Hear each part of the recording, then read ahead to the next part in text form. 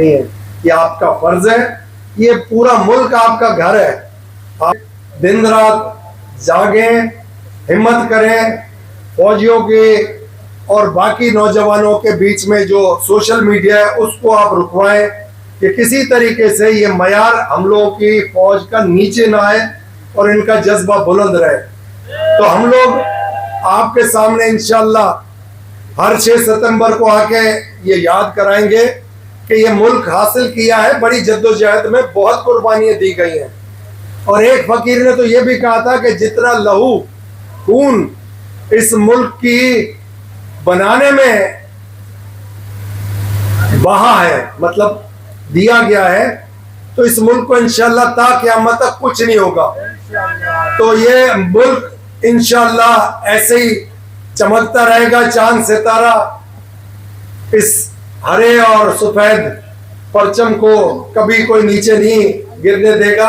हम लोग सबके ऊपर फर्ज है कि हम इसको अपने हाथ में लेके चलते रहें और इसका जितना दिफा कर सके अपनी अपनी ख्वाहिश के मुताबिक जिम्मेदारी कबूल करें कि हम इस मुल्क के हैं, ये मुल्क हमारा है। इसके अलावा हमें कोई और मुल्क तस्लीम भी नहीं करेगा और ना हम 3rd क्लास सिटीजन होकर किसी और मुल्क में जाना चाहते हैं। यही जगह है, इधर ही जिएंगे, इधर ही मरेंगे। और हम लोगों की 8 पुश्तें इधर गुजर गई हैं।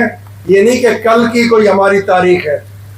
तो बड़े बड़े ओहदों पे वो लोग बैठे हैं जिनकी कोई तारीख नहीं है और घर वो लोग बैठे हैं जिनकी हमेशा से एक तारीख है। तो अवाम और फौज के बीच में दूरियां बिल्कुल नहीं होनी चाहिए। ये हमारी दुआ भी है। और ईमान मेहमान नहीं होता है, ईमान ईमान ही होता है। और हम लोगों का, मुसलमानों का ईमान है।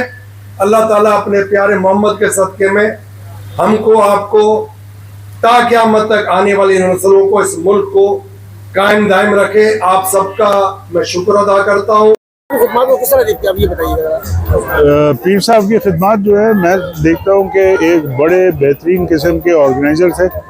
उन्होंने जिस तरह से अपनी जमात को मुनज़्ज़म किया, उसके बाद अपनी जमात को पाकिस्तान के लिए वक्फ कर दिया और 1965 की जंग में सफारा हुए हमारे हुर मुजाहिद।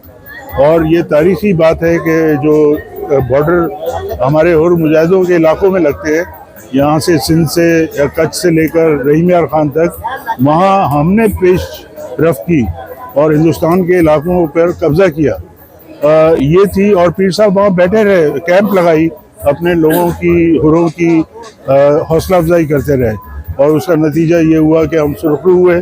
और आज भी हम अपनी पाक फौज के साथ हैं और हम बिल्कुल पाकिस्तान के साथ मुहिब वतन हैं और हर मुश्किल में हम सफारा होंगे और अपनी जान देने के लिए तैयार। नवंबर को जो जंग हुई थी, हिंदुस्तान ने एग्रेशन किया था, पाकिस्तान पर हमला किया था और वो चाहता था कि पाकिस्तान को नुकसान पहुंचाए।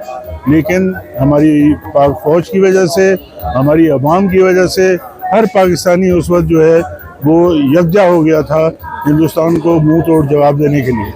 और आपको याद होगा, मुझे याद है मैं छोटा था, लेकिन क्रश इंडिया की मूवमेंट पूरे पाकिस्तान में चल रही थी। तो ये वजह है, जब कौम एक जगह होती है तो फिर दुश्मन को कामयाबी नहीं हो सकती। पाकिस्तान से अगर लेके मैं बात करूं 1857 की जंग आज़ादी तक देखी जाए तो जिस तरह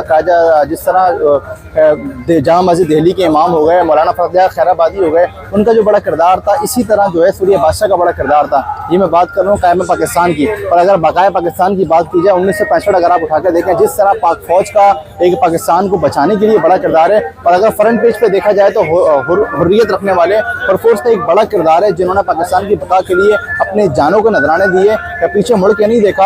और पीर साहब पगारा का नारा बुलंद करते हुए, पाकिस्तान का नारा बुलंद करते हुए इस पाकिस्तान की बका के लिए इस सरजमीन के अंदर अपने जो है खून पेश किया, जहाँ पे नजराना पेश किया। आज के दिन के मौके पर मैं यही दुआ करना चाहूँगा, या अल्लाह, जो 1965 के अंदर जो फौज के हमारे नौजवान शहीद हुए थे, जो हुर फोर्स के नौजवान शहीद हुए थे, अल्लाह उनकी गरीक रहमत फरमाए और हमारे पाकिस्तान को ता क़यामत कायम दायम फरमाए।